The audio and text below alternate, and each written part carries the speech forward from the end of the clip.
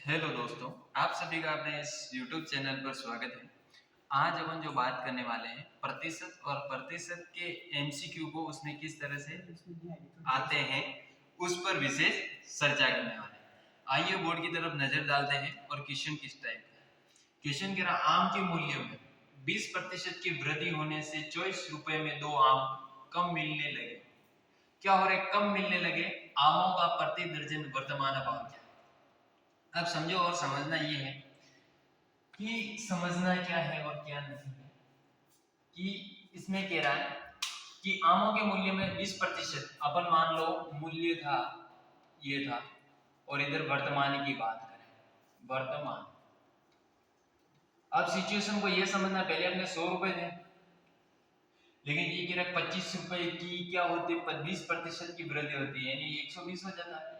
फिर कह रहा वृद्धि होने से 24 रुपए में, यानी अपन तो कह रहे 20 की वृद्धि हुई, कितनी हुई 20 की, ये कह रहा 24 की वृद्धि हुई। यहां तक समझ में आया कि 100 रुपए दे 100 से वर्तमान कितने हो गए 20 की वृद्धि होने पर 120, लेकिन अपन को 10 बराबर कितना हो जाएगा 12 और अपन को 1 का मान चाहिए 1.9। यहां तक आप सभी को समझ में आ चुका होगा 1 का मान 1.2 है, लेकिन अपन को कितने आम लेकर के 2 आम इंटू 2 कर देंगे, इंटू 2 कर देंगे। अगर 1.2 उसको अगर अपन 2 करते हैं तो अपन को क्या प्राप्त होता है, क्या प्राप्त होता है, वह प्राप्त होता है 2.4।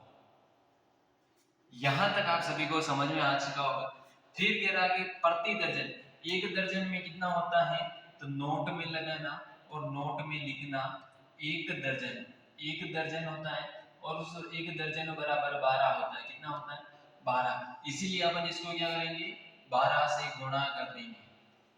किससे गुणा करेंगे 12 से। अगर आपको पता है अगर इसको इससे गुणा करें तो 12 को 12 12 24 32 12 चौके 48 का 8 हासिल का 4, 12 को 12 12 24 24 और 4 28।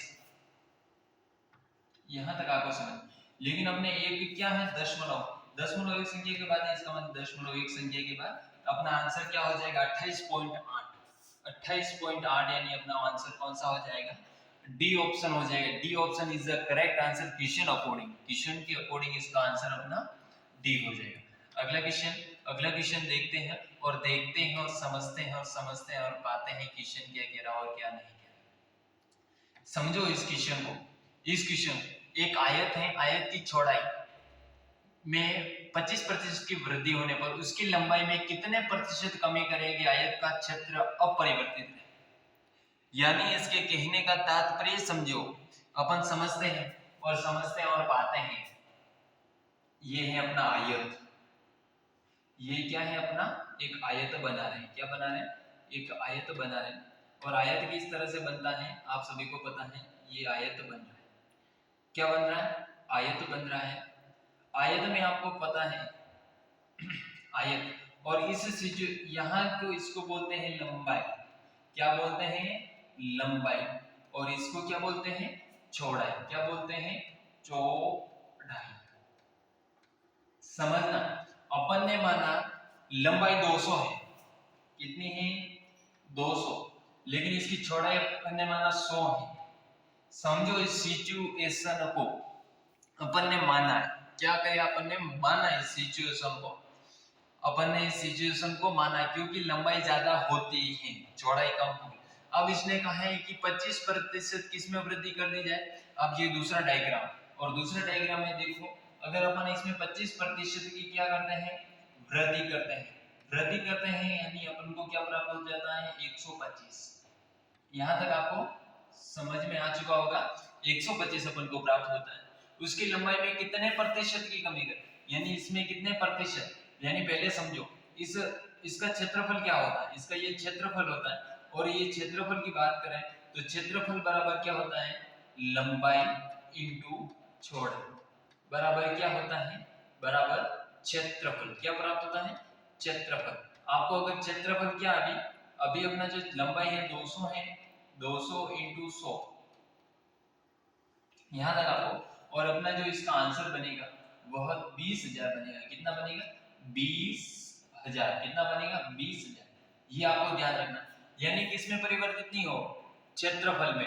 तो क्षेत्रफल में परिवर्तित नहीं होने के लिए अपन को क्या करना है, ये 125 है तो लंबाई इंटू चौड़ाई बराबर क्या हो जाएगा, अपने पास कितना प्राप्त हुआ है, ये अपरिवर्तित करने के लिए कुछ नहीं करना, लाला अपरिवर्तित हो जाए। अब लंबाई अपन को दे के रखिए, लेकिन कमी करते हैं इसको x मान लो इंटू चौड़ाई 125 दे के रखिए, अपन को क्या हो जाएगा 20,000 का 20,000। आपको पता है x का वैल्यू मान करना है, यानी अपन को क्या ज्ञात करनी है, लंबाई। लंबाई ज्ञात करने के लिए अपन को क्या करना है कि आप देखिए इस दोनों पक्षों में क्या करेंगे, दोनों पक्षों में अपन किसका भाग दे देंगे, दोनों पक्षों में अपन x बराबर हो जाएगा, x बराबर अपना जो मान हो जाएगा 20,000, और इन 20,000 में अगर अपन 125 का भाग देते हैं तो आपको पता 25 का भाग 125 में कितनी बार जाता है, 5 बार, कितनी बार जाता है, और इस 200 में 4 बार जाता है, 200 में 4 बार जाता है, 4 बार नहीं 200 में 8 बार जाता है, सॉरी कितनी बार जाता है, 200 में 8 बार हो जाएगा। फिर ये 3 जीरो के 2 जीरो के 2 जीरो, फिर बट्टे में 5 का 5 बचा, अगर इसका अपन इसमें देते हैं, इसका अगर अपन इसमें देते हैं तो कितना हो जाएगा, एक बार, फिर 3, फिर कितना हो जाएगा 6 और 7, यानी अपनी जो लंबाई आ गई इसके अकॉर्डिंग अपनी लंबाई x का मान 160 हो जाएगा। यानी अपन ये अगर ये 125 हो जाता तो ये 160 होगा, 160 यानी इसकी क्या होगी, कमी। कमी कितने की होगी, 40 की। 40 की हुई कितने पर हुई, 200 पर। कितने पर हुई, 200 पर। इंटू क्या करेंगे, प्रतिशत निकालने के लिए 2 जीरो से 2 जीरो कट गए। अपन 40 में अगर 2 का भाग देते हैं, 40 में 2 का भाग देते हैं तो 20% कितना हो जाएगा। और अपन को ये कहा है इस क्वेश्चन में कितने प्रतिशत की कमी करें, कितने प्रतिशत की कमी करें, तो अपना आंसर बी सेकंड नंबर हो जाएगा क्वेश्चन के अकॉर्डिंग। अगला क्वेश्चन समझते हैं और समझते हैं और पाते हैं अगला क्वेश्चन क्या बनेगा। एक वृत्त की भुजा में 1% की त्रुटि होने पर, क्या होते पर, त्रुटि होने पर इसके क्षेत्रफल में कितने प्रतिशत का प्रभाव पड़ेगा। यानी कि इन तरह का इसकी जो सूत्र बनेगा, वह क्या बनेगा, 100 plus minus x, 100 plus minus x बटा 100 माइनस के 100। इस सिचुएशन को आपको ज्ञात हो गया होगा, ये अपना क्या बनेगा, सवाल बनेगा। बात करते हैं उस दौर की, कि इसने कहा 1% की कमी। कमी का, त्रुटि का मतलब क्या होता है, कमी होना। क्या होना, कमी होना। तो त्रुटि का मतलब क्या होता है, अपन यहाँ क्या करेंगे, माइनस करेंगे। क्या करेंगे, तो 100 माइनस 1, 100 माइनस 1 बटा 100 हो जाएगा, माइनस का 100 का 100। अब आपको पता है 100 में से 1 घटाएंगे 99, वापस 99 बट्टा 100 का 100 माइनस का 100 का 100। ये सूत्र था, ये क्या था, सूत्र, और उस सूत्र में x के मान को अपन ने रखा।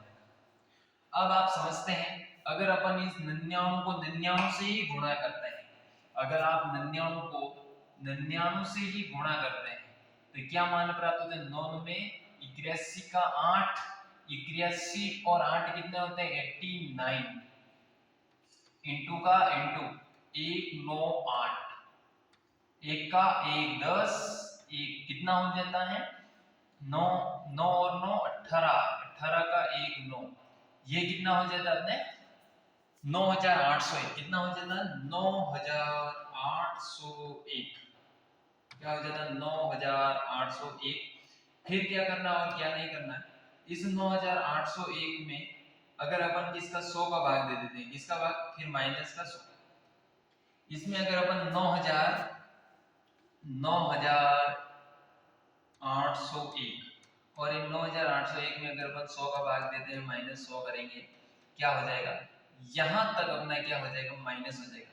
यानी अपन ये इसका भाग देने पर 98.1 माइनस 100 हो जाएगा। यानी अगर अपन 100 में से 98 माइनस 98.1 माइनस करते हैं तो 1.99 आता है। यानी कहने का मतलब ये प्रतिशत होता है, और इस प्रतिशत का मतलब इसके अकॉर्डिंग यहाँ क्या हो जाएगा, 1%, 2%, 3%, ये लगभग 2% के बराबर है। कितने प्रतिशत की, इसका आंसर अपना 2 हो जाएगा।